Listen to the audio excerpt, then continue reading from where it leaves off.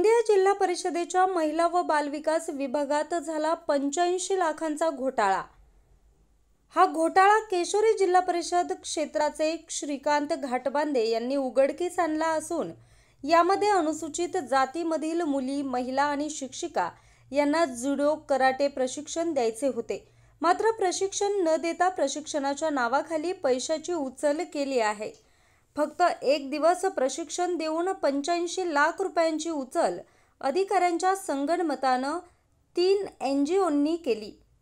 तर गोंदिया जिल्हा परिषदेच्या महिला व बालविकास विभागात झालेल्या 85 लाखाच्या घोटाळ्याबद्दल भंडारा आणि गोंदिया लोकसभा क्षेत्राचे खासदार डॉक्टर प्रशांत पडोळे यांनी दखल घेत घोटाळ्यात असलेले राजकीय नेते, अधिकारी आणि NGO वरती सरकारनं कारवाई करून त्या NGOंना काळ्या यादीत टाकावं।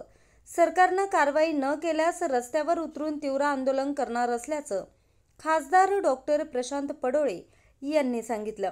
तसेच गोंदिया जिल्हा परिषदेसह महाराष्ट्र आणि देशात कोणकोणत्या ठिकाणी असे घोटाळे झाले आहेत याची चौकशी करण्यात यावी अशी मागणी खासदार डॉक्टर प्रशांत पडोळे यांनी केली आहे। गोंदिया जिल्हा परिषद अंतर्गत बालकल्याण विभागामध्ये 85 लाखाचा घोटाळा झालेला आहे। तिथं प्रशिक्षण न करता काही NGOंनी परस्पर नेत्यांच्या आशीर्वादाने आणि अधिकाऱ्याच्या आशीर्वादाने हा घोटाळा केलेला आहे। यासाठी त्या अधिकाऱ्यांवर तसेच त्या NGOवर आणि त्यांचे संगनमत झालेले नेत्यांवर सुद्धा कारवाई व्हायलाच पाहिजे आणि या NGOला ब्लॅकलिस्ट करण्याचं काम लवकरात लवकर या सरकारने केलं नाही तर आम्ही रस्त्यावर मोठे आंदोलन करू। आणि या प्रकारचे जे घोटाळे आहेत ते महाराष्ट्रामध्ये कोणत्या कोणत्या ठिकाणी झालेले आहेत।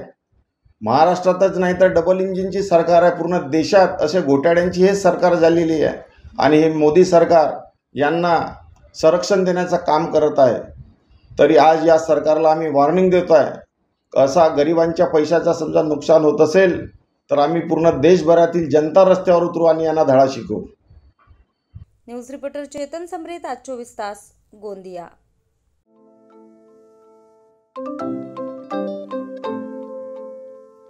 नवनवीन आणि ताज्या घडामोडींसाठी आज 24 तास सबस्क्राईब करा।